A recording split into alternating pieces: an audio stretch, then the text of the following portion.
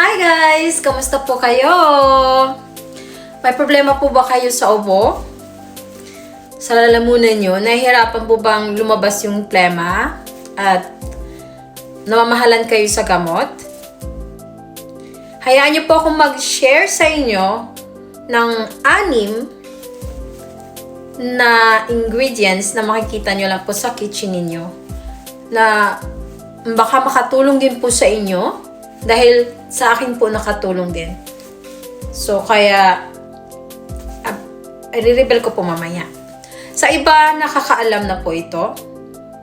Marami na siguro nakaalam dahil nakita ko rin po ito sa internet, sa Facebook. At tinry ko talagang effective din siya sa akin ng ilang beses. So, i-share ko din po sa inyo sa mga hindi pa po nakakaalam. Malay nyo, effective din doon sa inyo.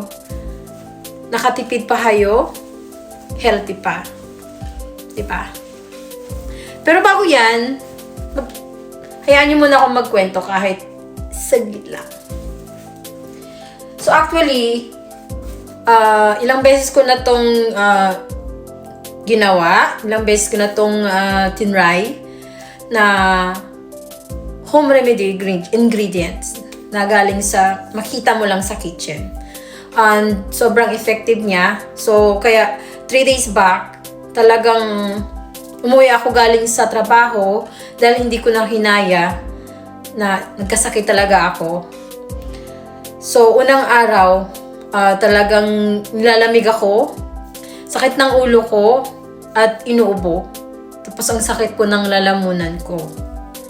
So, pangalawang araw, sobrang lamig na lamig at sobrang naging worse po yung headache ko. So, usually, ginagawa ko, umiinom ako ng maraming tubig lang, ganyan. Kasi dati po talaga, puro talaga ako, pagka masakit na yung ulo ko, bili na talaga agad ako ng gamot kasi gusto ko mawala na kaagad. So, dahil nga hindi na po ako bumabata, kaya naisip ko na something herbal naman, something hindi puro gamot na binibili sa butika. So, nagtatry ako ng mga ibang dati hindi ako umiinom ng tea, ngayon umiinom na ako. So talagang nag-iba yung pananaw ko. Hindi naman ako talagang matanda na, pero parang nararamdaman ko na yung edad ko. Char! Sino nakarelate dyan?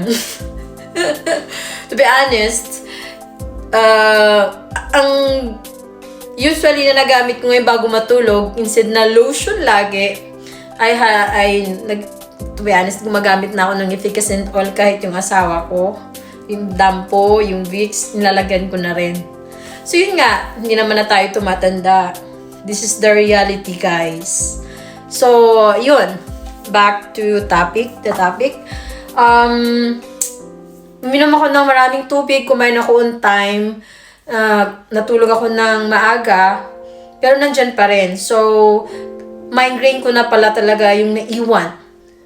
So, ang ginawa ko, talagang uminom ako ng gamot ko talaga na pang migraine kasi hindi ko na talaga kaya. Pero, inumpisahan ko mula day 1 yung ginagawa ko na ingredients. Sa first day talagang hindi mo pa talaga siya mararamdaman na may improvement. Pero kinabukasan talagang nararamdaman na parang bumubuo na yung plema dito.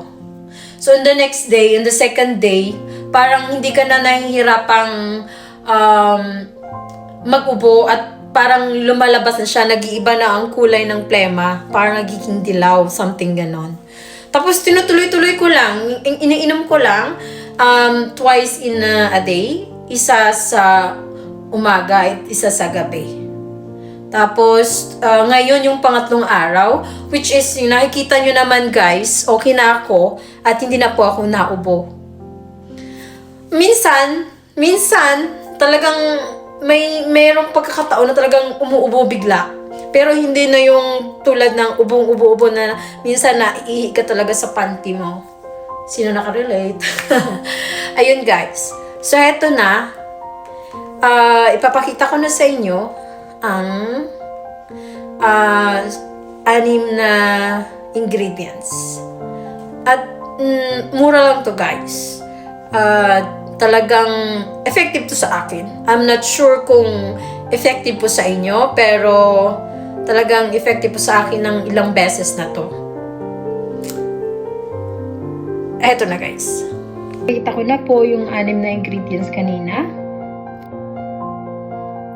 So, lemon, 3 slice lang po ang ginamit ko.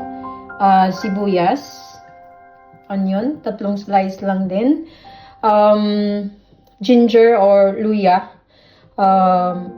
Actually, pag luya, dinadamihan ko ng konti kasi nga mas maganda pag maraming luya. Dahil wala na akong available na luya at nagamit ko na lahat. So, ito na lang natira.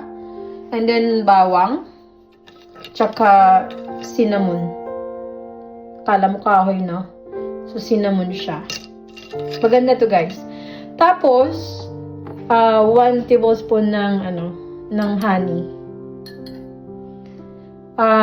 At maglalagay ako mamaya ng 2 tasang tubig.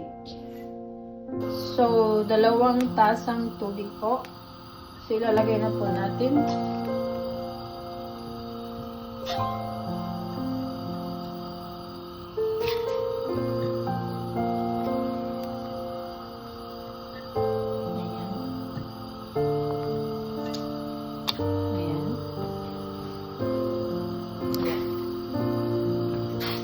So, antay-antay lang po natin mamaya na kumulo. See you later! So, habang nag-aantay na kumulo, may share ako sa inyo. Alam nyo ba na ang tubig dito sa gripo sa Netherlands ay pwedeng inumin? Yes, tama po yung narinig ninyo. Gulat nga ako dati pagdating ko dito eh. Bakit kaya umiinom sila sa gripo? Yun pala, talagang iniinom yung tubig galing sa gripo. Direct. Malinis daw. Talagang malinis. Tapos, nung ininom ko, talagang malasa din. Talagang, safe pa daw. Dito lang daw pala sa Netherlands. Hindi ko alam sa ibang country, pero sa buong Netherlands, talagang iniinom yung tubig dito sa gripo. Pwede nyo i-search guys kung bakit iniinom yung tubig dito sa gripo. Kaya hindi na ako namumblema. Safe at tsaka nakamura pa at hindi na ako mamumblema bumili ng inumin na sa araw-araw, mga ganyan. Cheers! Hey, Bola. See you. Yes, Bella? Bola. Bola? Check na natin. Ayan guys, kumulo na. Okay. So usually tinitikman ko guys kasi ayoko din ng pag hindi maganda ang lasa, hindi ko siya nainom, hindi ko siya naubos. So mas maganda kaya tatlo-tatlo yung mga nilalagay ko kasi nga para hindi masyado concentrated, yung talagang hindi mo na mainom dahil sa lasa. So gusto ko rin na yung parang tea lang siya type para hindi mo ramdaman na gamot talaga. So yun nga, tikman natin. Pero pag yung kulang yung yung mga ingredients, yun na lang natin. Dagdagan na lang natin.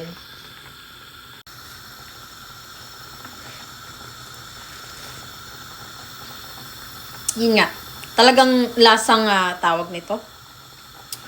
Lasang pinaghalong lahat ng mga ingredients na talagang pang kitchen talaga. Hindi talaga masarap na masarap. Parang katulad din ng gamot, diba? Hindi rin masarap. Pero pag nilagyan mamaya ng honey, na siya. Parang tea lang talaga siya. So, kayo na bahala kung dadagdagan nyo pa po ng tawag nito, ng mga ingredients bago nyo po inumin. Kung gusto nyo mas concentrated, dagdagan nyo. Pero iba din yung lasa. So ito lang muna ako, mag-stick ako sa ganito. So yun nga, ilalagay ko na dito sa baso. Tapos sasalain ko para talagang walang mga ayan. So ito pa yung natira. So actually dahil kumulo na, so parang kulang na ng para sa isang baso. Pero pwede nyo pong dagdagan ng tubig pag nag-init kayo sa susunod yun na kasi pang dalawang inuman lang tong ginawa ko. Ayan, so ayan na. Tapos kanina 'di ba may may honey. Ayan na siya. Tikman natin ulit na meron na siyang honey.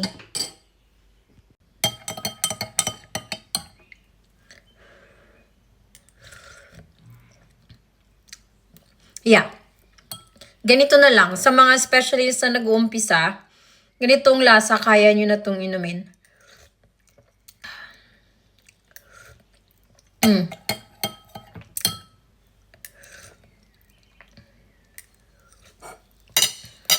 So, yun guys. So, hindi mo na siya mapaghalatang yun mo. Diba? Diba? Parang tea lang talaga siya. Paano ba? Ganyan.